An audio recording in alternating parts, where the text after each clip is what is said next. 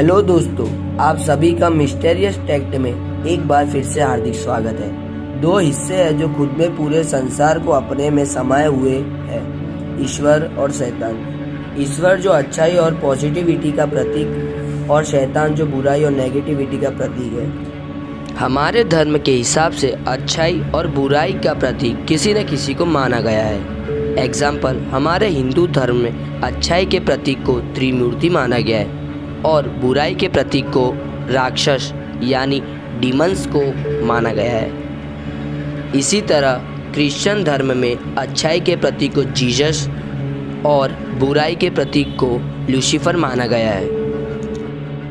दोस्तों, मैं आपको एक और अजीब बात बताना चाहता हूँ कि दुनिया में लूसीफर के भक्त होते हैं। ऐसे लोग एक सीक्रेट सोसाइटी का हिस्सा होते हैं। ऐसे लोगों को इल्यूमिनाटी कहा जाता है। इल्यूमिनाटी शैतान को अपना सहारा मानते हैं, शैतान के बताए गए सिद्धांतों का पालन करते हैं और बदले में शैतान मतलब लूसीफर इन्हें बेशुमार दौलत और शोहरत से नवाजते हैं। चलो दोस्तों, अब आते हैं हम हमारे टॉपिक पर। ईश्वर ने पृथ्वी के पहले स्वर्ग का निर्माण किया और वहाँ रहने के लिए उन्होंने एंजल्स का निर्माण किया। इनमें से मुख्य एंजल्स को आर्क एंजल्स का नाम दिया। इन आर्क एंजल्स में प्रमुख एंजल का नाम था लूसीफर। वही लूसीफर जो शैतान यानी बुराई का प्रतीक है। लूसीफर बाकी के सभी एंजल्स में सबसे अधिक सुंदर, शक्तिशाली और बुद्धिशाली था। एक समय की बात है, भगवान को अपने बनाए हुए ब्रह्मांड में कुछ जरूरी निर्णय लेने के लिए उनके बनाए मुख्य एंजल्स को बुलाया, जिसके अंदर सभी एंजल्स के राजा भी थे।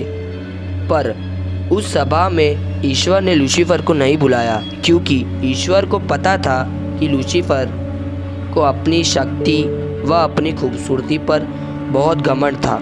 इसलिए ईश्वर ने लूसीफर को अपनी सभा में नहीं बुलाया। ये बात जब लूसीफर को पता चली, उसे बहुत बुरा लगा और गुस्सा भी आया कि मैं इतना शक्तिशाली, सुंदर और मुख्य एंजल हूँ, तभी भी ईश्वर ने मुझे अपनी सभा में नहीं बुलाया।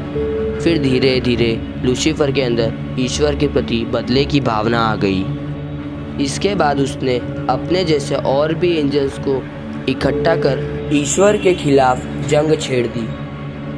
फिर ईश्वर और लूसीफर के बीच एक घमासान युद्ध हुआ। इसमें ईश्वर की ओर से सेंट माइकल ने युद्ध की अगुवाई की और लूसीफर बहुत कोशिश और धोखे के बावजूद भी ये युद्ध हार गया। फिर लूसीफर और उसके साथी एंजल्स को स्वर्ग से निकाल दिया गया और फिर ईश्वर ने ये युद्ध के बाद इंसान का सर्जन किया और सबसे पहले ईश्वर ने एडम और ईव को दुनिया में रहने के लिए भेजा। दोस्तों, हमारे हिंदू धर्म में एडम और ईव को मनु और शत्रुपा भी कहा जाता है। इन्हीं दोनों ने पृथ्वी पर जीवन की शुरुआत की थी। फिर लूसीफर स्वर्ग से पृथ्वी पर आ गिरा। तभी से लूसीफर को द फॉलन एंजल के नाम से भी जाना गया। फिर लूसीफर के दिल में ईश्वर से बदला लेने की भावना आ गई और तभी से लूसीफर बुराई का प्रतीक बन गया। दोस्तों, मैं आपको एक बात बताता हूँ, आप यकीन नहीं करेंगे कि लूसीफर का चर्च भी है और वो चर्च वेटिकन सिटी में अभी भी मौजूद है।